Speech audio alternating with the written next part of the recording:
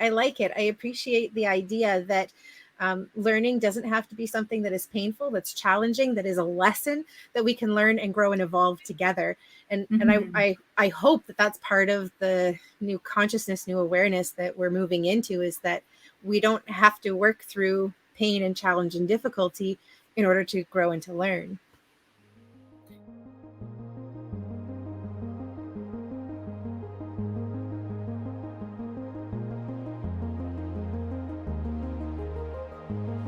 Hey everybody, it's Tanya. Welcome to another episode of Starseed Chat.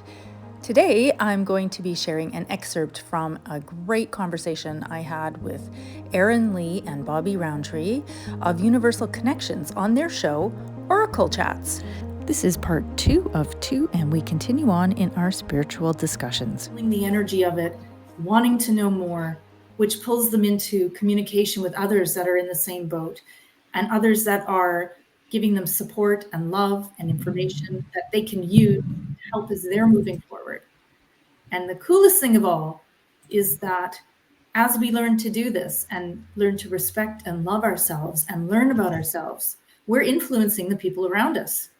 And then they begin to influence the people around them. And this is how this great shift in consciousness is happening, one by one by one. Everybody's little bubble of energy connecting with other bubbles of energy. And then, there was a sound effect, but I don't think it transferred, but yeah.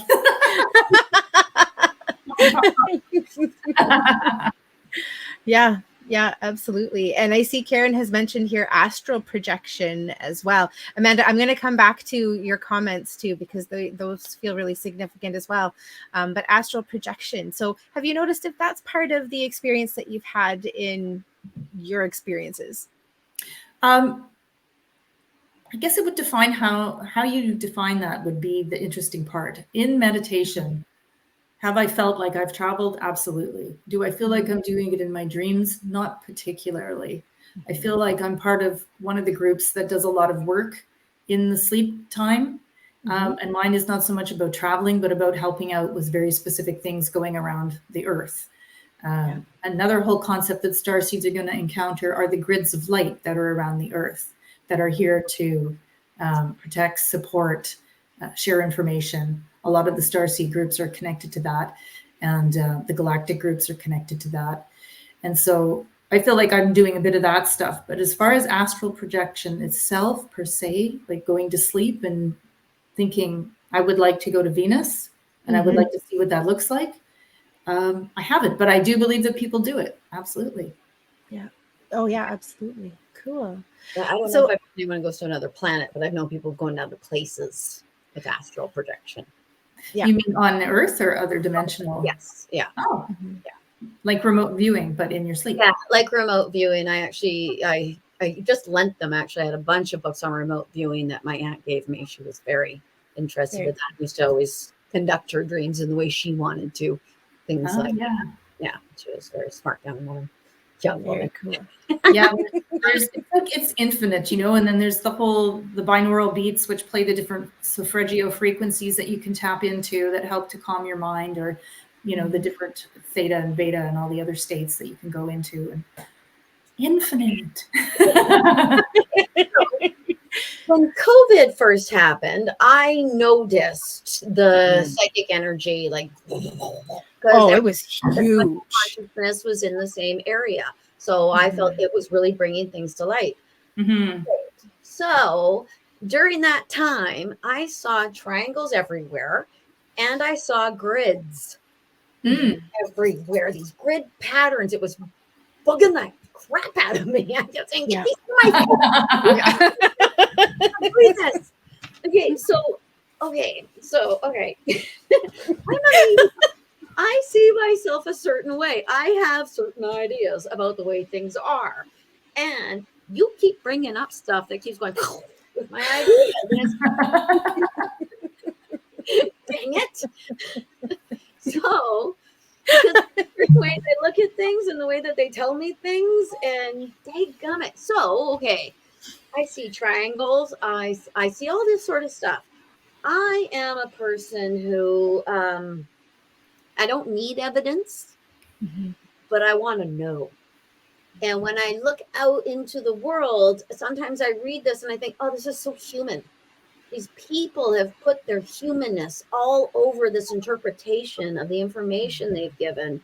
And now they've made it political or yucky or this or that, or their ego. I can feel their ego in their stuff. So how do people find places? And yes, I've had dreams where I'm a star. I don't like those ones, actually, because I can't feel behind me. It drives me nuts. They drive me crazy, those dreams. Anyway, so how does someone like me or someone like Jerry or Carrie or like, how do we figure out based on where are the best places for us to go? Because I go for history right now, and that helps me. Because when you look at history, it's like, it's a no-brainer. We revisit it, for goodness sakes. When you look at ancient history, it's now poo-poo it all because we have all these ways of saying that isn't true. Back then, things seemed to be true. We didn't have all the distractions we have now. So where can we go to find valid help for ourselves? I'm not 100% sure You were going to say that. where you're going with this question. Like, do you mean like in Earth right now? Like, where can somebody go explore in their astrals, or can they go on visit in the several physical? Facebook pages and things, and I find like it feels very ego driven. It feels very this. I want something that makes me go, that makes sense to me, and it's a fact rather than I think this is. Does that make sense? Yeah, but how can we prove it as fact, right? This the whole empirical versus the spiritual. How do we know what's real, what's not real? We all were brought up in a very traditional way as Canadians, all of us being probably around the same age, where science was law and the country was ruled by the Queen, and we sang God Save the Queen every morning. And that was just the belief system. But things have shifted. And things are shifted, and now we can choose, right? And I think that's the whole thing about many people will probably have heard the term sovereign being, which means that you are independent energy and you get to choose your experience. So you are not actually, as again, back to your penal colony example, you are not captive to the ideas and concepts that are being thrown at you. You do get to choose. For a lot of people, it's hard. It's hard because they were brought up that way. You know, very mainstream. Like, this is telling you this. This guy in the white coat is telling me this about my health. I better believe him because that's always been true. And now people are stepping back going, I'm not 100% sure that I'm jiving with this anymore. I'm going to go explore. Okay, so what I'm meaning is, what sources do you use or have you looked at? Because I just find that on the internet, it can be a little ambiguous. I think perhaps part of the point that's coming forward here is that there isn't a lot of like knowing that's proven at this point, but that there's the importance is the discernment, like what feels right for you. And I see that actually as kind of going more deeply into like spiritual knowing of oneself, rather than, it's kind of like religion and spirituality. Religion, it's this, and this, because that's what the book said, and that's what everybody said, and that's what we've learned. But in spirituality, what is it that makes sense for you based on your experiences, based on like your own inner knowing and the connection you have with yourself? And I think that's what you're getting across. Is that right, Tanya? Yeah, and even Jerry says it here. She says, I go to nature and astral travel even when awake. And that is where she gets it. Yeah. And for me, that brings me to where I already am. Yeah. I guess I just kind of go off from there and ask them, because I know what the other side is like, because dead people show it to me all the time. Yeah. I know. And that's sort of what happened for me too, because I'll tell you, I come from a science background. I'm not sure if Erin knows this or not. I had a choice at one point. It was like, either I'm going into zoology and specifically entomology, because I was really all about spider silk technology, or I'm going into art. I kind of did both at the same time. And then I went more into the art, but I did have the background in the science, and I'm from a family that's all about the education and secondary, all of that jazz. But it did create this, this background where show me the proof, show me the facts. Otherwise, it doesn't exist. So I get that. I get it. And that's why people that are skeptical are fun. Because it's not skepticism on my part. No, I know. I see these things, and you're the first person who's talked about the grids to me. Oh, really? Oh, yeah. Okay. That's the first time I've heard someone else talk about the grids, and then it makes the triangles that I kept seeing make a little bit of sense as well, because I started looking at triangles. Yeah, there are these things called ley lines, which are geomagnetic points on the Earth that are interconnected. And you can look up ley lines and you'll see these maps of all these places. A lot of them are believed to be portals within the Earth or off the Earth, where there's a lot of energy that's just really, really connected. And some really cool and weird stuff happens all around the world at different ley line points. There's one where the water runs backwards. There's one where there are these gargantuan stones that you can just do that, and this whole stone will pivot. So there's a lot of really magical things happening, if you want to use that word. But it's upon that, expanding from that can also be these grids of light that are around the Earth, that are there for different reasons, that a lot of us are connected to. So I think that's a nice place for people to jump into. If you're looking for something tangible, that's scientifically proven, that has information, look up ley lines. And you'll find a lot of really interesting information. You'll also see that there is a lot of our civilizations and structures are built at ley line key points. Interesting. Yeah, and Carrie actually puts here Sedona and Hawaii. Yeah. Yep. Oh, Sedona and Hawaii. Yeah. Sedona, Hawaii? No, it's in Arizona. Yeah. Oh, there's a London, Ontario. Yeah. And I'll give you the Canadian one. I grew up in Manitoba, and the capital of Manitoba is Winnipeg. And the Winnipeg legislative buildings were built with intention on a ley line hub. Really? So interesting. Yeah. Is that like where the Golden Boy is? Yes. Yep. Wow.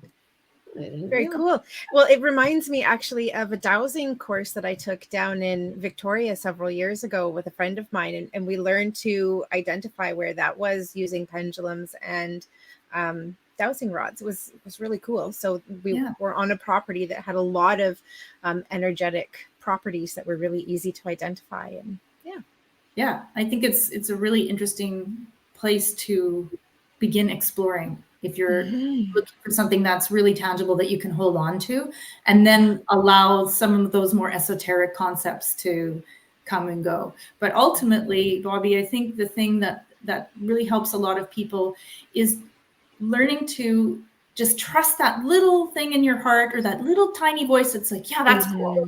I want to go there, as opposed to that's cool, but I'm not, it's making me feel weird, but I want to look at it. It's interesting. But is it giving you a feeling of, oh, that's interesting, like an openness? Like I always, body language is a thing that I have that happens a lot. So I watch my body language and it's like, oh, that's really interesting, or oh, that's interesting, but okay, a little guarded. Yeah. Brings me to another question, actually, because I do almost everything based on my guides, my spirit guides. And if I'm in a situation, I go, okay, what should I do? And I'll go, should I do this? And I wait for this. I wait for I've told them, tickle my third eye. Oh, cool. So with the guides and such, how does that fit in? Could they actually be? Because I sometimes see them. I see them as people who are invested in me getting a certain job done, and that we together are doing that job. So then, because I believe that I'm going to meet them when I go. When I go home, that's where they shall be. So can they see us then? Is this like the connection that I feel through source, the umbrella that I call it, the angelic realm, the ascended beings, my spirit guides? That is so incredible. That relationship is as real as the relationships I have with my family. Yes. So would then our time here be still completely and absolutely connected to where we are there? Oh, good question. That is a really good question. I like that. That's interesting. Why not? I think a lot of people have guides that are galactic. I mean, again, this is my belief system. Other people don't have this belief system. A lot of people really see the galactic guides as humanoid, tangible, walking the earth or in ships around the earth. which is a whole other thing. Let's talk lenticular clouds before we're finished, because they're really cool. See, I diverted myself and I lost my train of thought. Where was I going? Guides. Thank you. Bring in the focus. Bring in the focus. Guides.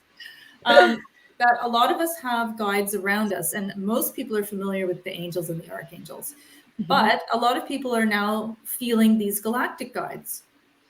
Like, oh, I have a guide, and my guide is from Arcturus, and he's Arcturian, and I might not be Arcturian, but he is, and he's helping me out, and I'm relating to this energy. Or you guys are having a connection with Orion. Might want to explore that later. You never know. I am going to. Yeah, I know. I mean, it's really cool. I haven't only hung out with their energy a couple times, but it's really interesting. Every group is completely different. And I think one of the other things I wanted to add to the question you had before about knowing whether it's real or not, as I was saying, I came from a science background. I'm actually a homeopath too, and homeopathy is very rooted in science. In fact, the pharmacopoeia created in the homeopathic world was the precursor to the pharmacy books that we have in our modern medicine. Yes. So it's very science empirical created. It just happens to use energy medicine and high frequencies for healing. But coming from that state of mind into channeling starseeds and angels and elementals and ascended masters, and you're like, what am I doing? How do I know this is them and not just me? It's not just me doing a brain dump. And you have to learn to trust your instincts and that feeling of connection. And for me, it really made a difference. Again, back to this little guy, which kind of started it off. And somebody saying, I dreamt that. And I was like, okay, that's really trippy. But it could be coincidence, right? Maybe he just really wanted to connect or whatever. But it just opened things up. And then the more it opened, the more groups were sort of like knocking at the proverbial door saying, we have stuff to say. Can you bring it forward?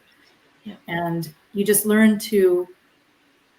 of learn to get out of your way, which as you guys, as mediums, probably went through this at one point as well. Yeah, one of the things I was going to say was it makes sense to call on your guides and ask them for help and support in guiding you on the path that you're to take to learn more about being a starseed or being a light worker or, whatever. Ask them for help and support and guiding and directing. Yeah. So hold on a second, because we're at a bit of a break. I just want to go back and answer some of the questions that have come up. The next person I have coming up, I've got Amanda, and I know that Amanda and Karen, I'm hoping that they're still with us because they've kind of popped questions or messages in after. Yeah. Amanda says, I know I've become so sensitive to suffering of others, be it humans or animals, to the point where I can't watch things involving that. I physically feel it throughout my whole body. Yeah. Yeah. I actually feel it on top of my head. When I get hurt, I actually will have bubbles that happen in my head, and it actually kind of hurts my head a little bit, like I got knocked on the head. It started with my dang children. Those dang kids. Those dang kids. I'm just going to segue back over to Amanda for a second. A lot of what you're describing is clairsentience or empathy. And one of the things that I've done as somebody who is also highly sensitive to the feelings and the emotions and the experiences of people around me, it doesn't make sense for me to go into a place where my overall health and well-being isn't being supported. And that's part of what happens when you have really physical experiences as a result of what somebody else is going through. And so what I've asked for is I want just a taste. Like think of being on a diet and just having a taste of the chocolate cake. You don't have to eat the whole thing. You can have a taste of it and just have an idea, but you don't have the whole experience of it. So that can be something that can help you in being able to navigate that. You're still aware that they're suffering, which is important. But now perhaps you're in a better place to do something about it. Because I think that's part of the reason that we're being called to feel things on that kind of level, is that we're being called to support a person or to help them make change or whatever. So we don't want to get rid of it completely necessarily, but still want to be able to function, to be able to do something about it, which I think is part of the reason that we get that kind of message. Could I add? The more please. Yeah. Okay. Gosh, I had it in my head. The more psychic you get, the more you feel. The more you Yes. feel that everyone around you, the connection is stronger and stronger. The more you Yeah. say, "Hey, I'm good with this," then Mhm. it's because it can be so hard to not read everyone you talk to. Mhm. Okay. Yeah, and there are a couple of other little comments that have come in here that, I think we've kind of passed them. But I did notice that Jerry has said the large Viking statue in Family. Gimli, Yeah. Manitoba, is on a ley line tune. Yeah. He's dwarf. Yeah. Yeah, Manitoba's got a lot of hot spots. He's Apparently. Yeah. So the last comment that we have here is from Carrie, and she said, "Cool. So the more open you are to receiving more, we're knocking on your door. You know how certain people come on your path at a certain time to teach things I think out. what she's saying, people come into your life to teach you something and then they leave. Right. Yes. Yeah. Yeah. I would That agree with that too. sense. But I find that some people I evolve with teach me the something, and then they learn it, and then we move up a level together, and then go forward. But I guess people have come and gone out of my life. Yeah. Well, I really appreciate that. I mean, we're kind of segueing off of where we were going, but I like it. I appreciate the idea that learning doesn't have to be something that is painful, that's challenging, that is a lesson that we can learn and grow and evolve together. And I hope that that's part of the new consciousness, new awareness that we're moving into, is that we don't have to work through pain and challenge and difficulty in order to grow and to learn. Yeah, I relate to that because I see that happening in my lifetime on so many levels. We were having a discussion about this, Erin and I, about how there is this amazing phenomenon for people that are quite a bit younger than I, in their teens and 20s, who are coming in as not heteronormative folk and are not challenged. It's not even in their sphere of reference anymore that it's something that they shouldn't be doing or that there's judgment around it. And that's amazing. And it makes me so happy to see that happening. And many other socioeconomic changes that have happened where this is opening up and we're all beginning to shift to a different place. And I think a lot of that begins with us on our own level, because so many people are opening up to these new ideas and these new concepts. And it's really beginning to shift, doing courses like you guys have with the intuition, learning about themselves and what feels right. And then it expands your ability to take in information that you wouldn't have been able to access before, because you would have been too directed in a different way.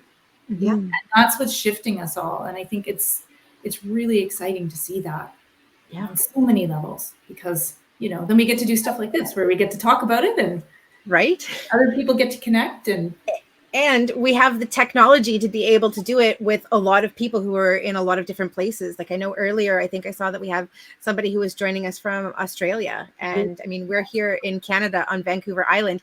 And, we have people who are much further away that we're able to talk and connect with. And I think that's really cool too.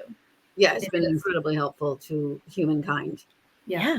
Oh, now I just remembered something I wanted to say from you guys just were. I really enjoy the concept of the soul family. And it's an idea that we get together with some other beings before coming down to Earth and sort of say, hey, let's work with each other in different ways. And I might come down and challenge you and give you an opportunity for self-growth by doing this or that. Or I might come down and we'll be together and we'll recognize each other, even though we don't know each other. There will be that familiarity when we meet and connect. And it's just that knowingness that I'm there to support you and help you. And it's like the friend that you haven't talked to in 20 years, but you get on the phone.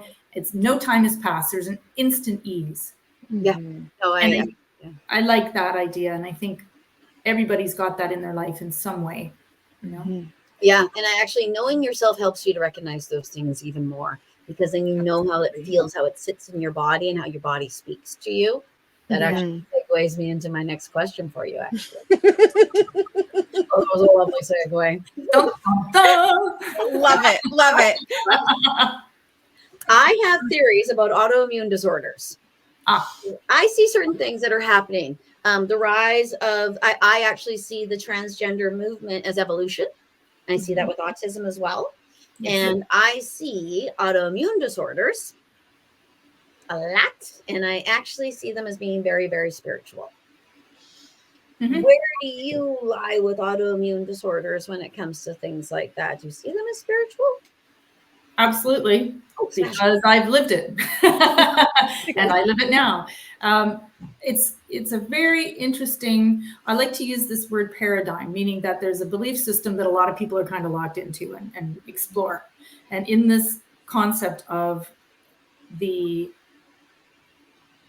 going through health challenges as a human, as a spiritual opportunity, giving you different ways to explore. I am so down with that because I deal with autoimmune illness and I don't even use the word anymore. I finally come up and out of it. But I personally had challenges my entire life, but then a good 10 years where I just refer to it now as coma time because I was so ill with chronic fatigue and all these things that they couldn't diagnose. They were like, we don't know. And then I got every diagnosis in the book. And I don't want to hold on to a diagnosis because I think my brain is a pretty powerful manifester in the negative sometimes. So I was like, I don't have MS because if I go down the MS rabbit hole, I'm going to start manifesting. Yeah, you'll have MS. Yeah. So I've heard that and all Hashimoto's and Lyme disease, like checklist of stuff. Basically, I didn't have the energy to get up off the floor. I couldn't move. I spent a lot of time on a heating pad on the floor, just on my phone. And because of that challenge, a lot of things fell away. There was no relationships. There wasn't, I didn't work like I used to work. I wasn't able to eat what I wanted to eat.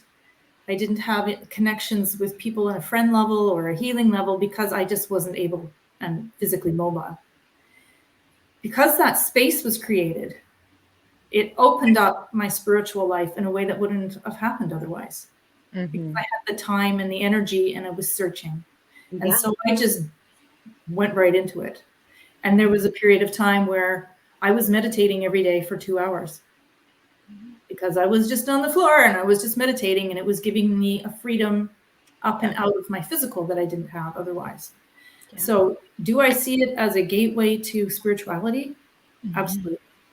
Okay. So within that, if I understand correctly, that part of the gateway to spirituality was the time that it allowed you to do so, to look into spirituality, because it knocked you on your bum and you had nothing else you could do. I totally get that one. Yeah. I think that possibly the experience that your body was putting you through was actually a spiritual thing as well, that possibly the person inside of you, because I believe that I'm too large for my physical body. Yeah, I was just going to go there too. Yep. Okay, that's okay. Then we're on the same page. I see. Yeah. So you think it was too much for it, for the nervous system? Yeah. And so therefore it was like, oh, this is such a heavy thing to do. I can't do this. And so it would not weigh you down. Yeah. Well, think of all the sci-fi shows that we love so much, like Star Trek and all of that jazz, where you've got like this humongous amount of energy and it's being siphoned into the tiniest little space. And that space is really heavy and really dense. And you're holding this light and your body's saying, look, man, I'm down here in the 3D density, just trying to do what I need to do. Just get out of my way and I will heal you. But there's so much light and we are so directed by our minds up to a certain point in our life before we start to connect with ourselves and see that we actually are integrated beings. We are spiritual and we are physical. And when you have the two together in a balance, that's where you can bridge this phenomenon, which is something that starseeds are doing, light workers are doing, spiritual workers are doing. You are a bridge for the energy of the earth and the peoples and for the spiritual. You are an anchor point between these two realms, and it is phenomenal. That's why you hear so many spiritual teachers and people that are doing support as psychic readers or mediums or channels saying, you are amazing. I am so proud of you. You are so courageous because you're hanging in here. It's not easy being here. It's not easy to take all that light and put it in the physical body. Yeah. So for those of you that are dealing with these challenges on a physical level, whether it's aches and pains or recuperating after an accident or dealing with autoimmune disease. Know that you're not alone, and know that you are doing phenomenal work going through that experience, because that is shifting a lot of the energy on the earth, and it's hard work. So we see you and we love you. Absolutely. Yeah, I mean, it's like, have you guys heard of the theories of the DNA expansion and that there's actually 12 strands? And I don't know that I have. I have not heard that. This But is I would again, love to hear about it. This is again more like, welcome to the rabbit hole of the spiritual life, folks. You might come across this. And so the concept is that there is much more going on than we've been led to believe about our physiology, and that the human's DNA has 12 strands. It's just that some of them are dormant. And so there is a belief that the new spirituality, which again links to a lot of the physicality, also you have to factor in culture, diet, geography, stressors, that it's bringing them online, right? So this is, if you want to go the science route, this is like a natural evolution, that the DNA is starting to come online. A lot of people are linking it again to the sun and the solar cycles and what is often referred to as space weather, which, like the moon, because we have so much water in us, we are drastically affected by the moon. Yeah. I always think of that meme of the woman who says, "Oh, I'm fine," and there's the full moon, and her whole body is kind of like right. Tendrils that are, "I'm fine." But it's the same with the solar, right? So we are affected by the light and the pressure put on the Earth and the corona as these solar flares and events are coming and affecting the planet. And our understanding is there's an 11-year cycle, and it kind of amps up and then it goes down.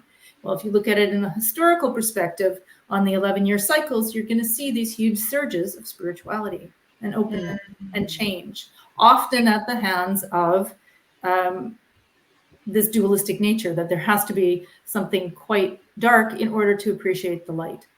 Right. So like a lot of the upheaval that's been going on in North America the past couple of years happens, and then there is a shift in consciousness and a spiritual openness. Yeah. So it's interesting to see. Makes a lot of sense. Now, I just want to clarify and to ask, when you're talking about 12 strands, I think of DNA with like the double helix. Is that one strand or two? I believe the DNA is... Good question. I think 12. Oh, God. Let's see if I can pull out my grade 8 science and remember. I have a visual of it. So it's a double stranded, but there's actually 4.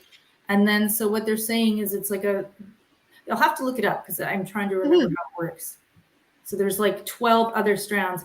And of course you have all the amino acids interconnecting, right? Yeah. And so what they're saying is that there's more access points for these guys than what we're seeing. Right. So instead of having 1 to 1, yeah, 1 to 4. Right. And actually, one of my teachers, Carol, was quite unwell when I was learning from her way back almost 20 years ago. And she was using DNA activation at that point too. So it's definitely not a new idea. But she did find it incredibly helpful for her. But a lot of people said, don't do that, and got really upset with her. Yeah. And she said, nope, I'm doing what I'm doing. And good for her. She did. Yeah. And she is quite stubborn too. So she definitely stood her ground in that. Yeah. Well, it is well documented that the power of the mind and thought can cure. Oh, absolutely. It's simply a matter of learning how to do it and get out of your own way. Because I know this, but gosh darn it, it's a challenge. Yeah, absolutely. That brings up it's a challenge. It's a challenge living in it day to day. Even when you have the knowledge and the awareness of what this opportunity is, it's still a physical challenge to constantly. Yeah. Because as soon as you figure it out, they said, "Oh, you figured that out? Oh, here's another level." Yeah, here's another level. Oh, dang That's it! right. Yeah, that out, smashing. Yeah, it's kind of like you're one of those smart kids in class. That wasn't me. And you finish your work, and the teacher says, "Oh, you finished that? Here, do this one." Yep. But that's what it's like. Yeah. We have to have you back on, young lady. Yes. I have so many questions to pick inside your little brain. Love to. It's sciencey It's stuff. so much fun. Yeah, absolutely. Thank you so much for joining us for Universal Connections Oracle Chats. Oh, I'm gonna need therapy. My cheeks hurt from laughing. Have more time with us. You'll have wrinkles. Best part. Right? Good night, everyone. Hi, Shamuel.